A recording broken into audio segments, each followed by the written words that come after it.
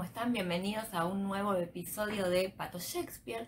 Hoy estamos en esta sección que dimos en llamar las 5 mejores y nos visita nuestra amiga la Mamushka porque vamos a hablar de uno de nuestros temas predilectos que además es el favorito de todos los lectores ñoños, que es el tema de los libros dentro de los libros o la literatura dentro de la literatura. Si vamos a hablar de esos libros que se refieren a otras novelas, que hablan a veces de sí mismos, que nos muestran a los lectores leyendo o conversando sobre literatura, que usan ese procedimiento que podríamos llamar metaliteratura o que también llamamos puesta en abismo. ¿Qué es una puesta en abismo? Bueno, es un recurso que se usa muchísimo, por ejemplo, en la pintura, en el cual dentro de una estructura más grande nos encontramos con una estructura más chica que la reproduce como un cuadro dentro de otro cuadro o un cuento dentro de otro cuento. Es lo que, por ejemplo, aparece en Las Meninas de Velázquez o en el increíble cuadro que es el retrato de Arnolfini y su esposa. ¿Sí? Y en la literatura aparece ya desde los dos autores más grosos como podrían ser Cervantes o Shakespeare. ¿Sí? Recordemos que el Quijote visita la imprenta donde se está imprimiendo su novela o aparecen personajes en la segunda parte que lo reconocen porque habían leído la primera. O también pensemos en Hamlet, ¿sí? Que dentro de su obra monta una obra de teatro que tiene la misma estructura y se trata sobre lo mismo que la historia que lo tiene a él como protagonista. Pero nosotros hoy no vamos a hablar ni de Cervantes ni de Shakespeare, así que vayamos a las novelas de nuestro día de hoy. La primera que les quiero mostrar es Tristram Shandy, del autor irlandés Lawrence Sterne. Se escribió entre 1759 y 1767. Y los que nos conocen saben que estamos haciendo una campaña para que ningún lector se quede sin leer Tristram Shandy, que es uno de los libros más librescos que nos podríamos encontrar, ¿sí? En principio porque su protagonista, Tristram, está intentando, ¿sí?, frustradamente escribir su historia. Y nos vamos a encontrar, sí, en la novela con todas sus dificultades para narrar, nos vamos a encontrar con también los progresos que va haciendo, ¿sí? Tristram se va a dirigir a los lectores y nos va a indicar cómo tenemos que interpretar unas partes, nos va a retar, ¿sí?, si leemos mal. Y además, incluso lo que él va a hacer es organizar una especie de remate, ¿sí?, en la que convoca a todos aquellos que quieran auspiciar su libro, ¿sí?, y remata, ¿sí?, esta dedicatoria que él va a hacer. Incluso nos referencia a dónde podríamos enviar el cheque. Les aviso que a Lawrence Sterne se le va a complicar un poco pasar a cobrarlo si quieren participar, porque está un poquito muerto, pero ese es solo un detalle, ¿sí? Además, el papá de Tristram, Walter Shandy, también es un falso erudito que habla de un montón de libros raros que nadie más conoce, que no sabemos si leyó mal o si directamente no leyó. Y lo que Lawrence Sterne hace a lo largo de toda esta novela, en realidad, es ir robándose muy descaradamente libros que eran muy conocidos por los lectores de entonces y muchos también son conocidos por los lectores actuales, ¿sí? Así que lo que hace es en realidad tomar un pedacito de acá, un pedacito de allá y voilà, aparece Tristram Shandy. Pero lo genial de todo esto es que es una novela absolutamente distinta a cualquier cosa que ustedes pudieran conocer. Si quieren saber más de este libro pueden mirar el episodio que grabamos especial sobre Tristram Shandy o directamente leer la novela y después nos cuentan qué les pareció. La segunda de nuestras obras del día de hoy es del alemán Jean Paul, ¿sí?, La vida del risueño maestrillo María Boots. Hay que decir que a Jean Paul le decían el Lawrence Sterne alemán, aunque en realidad lo que él hace es mucho más que imitar al autor de Tristram Shandy. Y en esta novela, como en muchas de sus obras, nos habla de la vida de un maestro, ¿sí? Jean Paul era el hijo de un maestro de provincias y conocía de cerca cuáles eran todas las penurias que tenían que pasar y tienen que pasar los maestros, ¿sí? Y en este caso nos encontramos con la historia de este maestro María Boots, que era tan, pero tan pobre que no podía comprarse ninguno de los libros que él quería creer. No sé si les suena conocido el tema, ¿sí? Aún así, el maestro María Boots se las va a arreglar para tener una de las bibliotecas más nutridas con todos los títulos interesantes publicados hasta ese entonces. ¿Y cómo hace?, preguntarán. Bueno, él va a reimaginar todas esas obras. Lo que quiero decir es, no las copia ni las plagia, ¿sí?, sino que lo que él hace es que cada vez que escuchaba nombrar un título que lo atraía, ¿sí?, o veía, ¿sí?, mencionado el nombre de una nueva publicación, ¿sí?, en alguna revista, lo que hacía él era reescribirla, repensándola toda desde cero, ¿sí?, armar su propia versión. Y así va a escribir desde Los bandidos de Schiller hasta la crítica de la razón pura de Kant. Imagínense el esfuerzo mental que le habrá tomado hacer eso al pobre maestro María Boots. Y lo que a mí me parece muy increíble de esta novela de Jean Paul, sí, es esta cosa de imaginar a un maestro perdido en una escuelita de provincias que en su cabecita se va a imaginar los grandes clásicos de la literatura universal, él solo, ¿sí? Y lo que tenemos un poco nos recuerda muchos textos que se escribirían mucho después, ¿sí? Pienso, por ejemplo, en Pierre Menard, el autor del Quijote, el cuento de Borges, ¿sí? En el que también tenemos a un autor, Pierre Menard, que en un segundo de su vida, que se prolonga un montón, va a reescribir todo el Quijote sin cambiar una sola coma, y aún así va a lograr hacer una obra radicalmente diferente. Y creo que lo que nos dice Jean Paul, mucho antes de que lo dijeran los autores del siglo XX, es que cada lector crea su propia obra. Así que si ustedes alguna vez se sintieron dueños de los libros que leen, o si como a mí les gusta plagiar un poquitito cuando escriben, ya saben que pueden leer esta novela corta de Jean Paul. Bien, ahora sí ya nos trasladamos más a el siglo XX, ¿sí? Vamos a hablar de una novela escrita en 1978 que tal vez muchos conozcan porque tiene una versión cinematográfica que anda dando vueltas por Netflix. Es La librería, de la británica Penelope Fitzgerald, que se centra en la historia de Florence Green, una mujer londinense que se traslada a un pueblito pequeño en Suffolk. Sí, tiene algo de autobiográfico porque Penelope Fitzgerald tuvo que vivir un tiempo en un pueblo en Suffolk.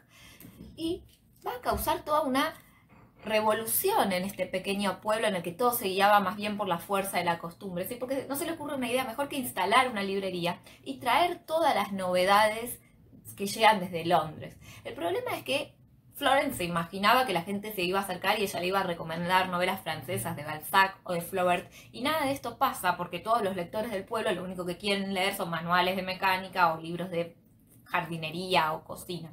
Pero aún así ella va a ir por más, ¿sí? Y va a traer la más escandalosa de las novedades que surgen en ese entonces, que es Lolita de Nabokov, ¿sí? Ya saben que es una novela polémica. Y eso es un poco una excusa para debatir un montón de temas sobre la literatura, centralmente si la literatura tiene que ser moral o si sencillamente tiene que estar bien escrita. Ya saben que el Pato y yo nos inclinamos por una sola. Ahora, lo genial de esta novela es que Lolita en sí misma es una novela que habla sobre la literatura, que bien podría haber estado en nuestra lista el día de hoy. Así que es un poco como La Mamushka, que como verán es también una puesta en abismo. Es un relato que habla de otros relatos. Así que si ustedes no quieren ser conservadores como los lectores de Suffolk, les recomendamos que también pueden leer La librería. Bien, la cuarta novela que les quería recomendar hoy, que habría que ver si en realidad es una novela, es del autor también inglés Julian Barnes, se publica en 1984. Y hay que decir que Julian Barnes es, dentro de los autores contemporáneos, uno de los más exquisitos y magníficos que se podrían imaginar. Y es uno de los autores a los que yo quiero mucho y que la verdad siento mi amigo, aunque lamentablemente él no lo sabe. Y tengo una anécdota con Julian Barnes, que es que una vez estaba caminando por Londres y pasé por la librería Hatchards, que hablando de librerías es una librería hermosa, es la más antigua del Reino Unido, se fundó en 1797 creo, así que si tienen la suerte de viajar tienen que ir a verla. Pero bueno, en Hatchards había un cartel que anunciaba que al día siguiente Julian Barnes, mi autor preferido entre los contemporáneos, iba a presentar su novela. Solo que al día siguiente yo ya tenía que estar arriba de un avión. Y esta ironía podría muy bien ingresar en cualquiera de las novelas de Julian Barnes que suelen usar la ironía inglesa, ¿sí? Digamos que El loro de Flaubert es un texto muy recomendable para empezar a leer a Julian Barnes, ¿sí? Y es un texto que nos habla del fanatismo, ¿sí? De Julian Barnes por otro autor, sí, obviamente por Flaubert, el creador de la famosa novela Madame Bovary. Hay que decir que Julian Barnes es fanático de la cultura francesa en general, cosa bastante rara en un británico y que solo le perdonamos a él por ser Julian Barnes, ¿sí? Y es un texto bastante original también, sí, y autobiográfico en ese sentido.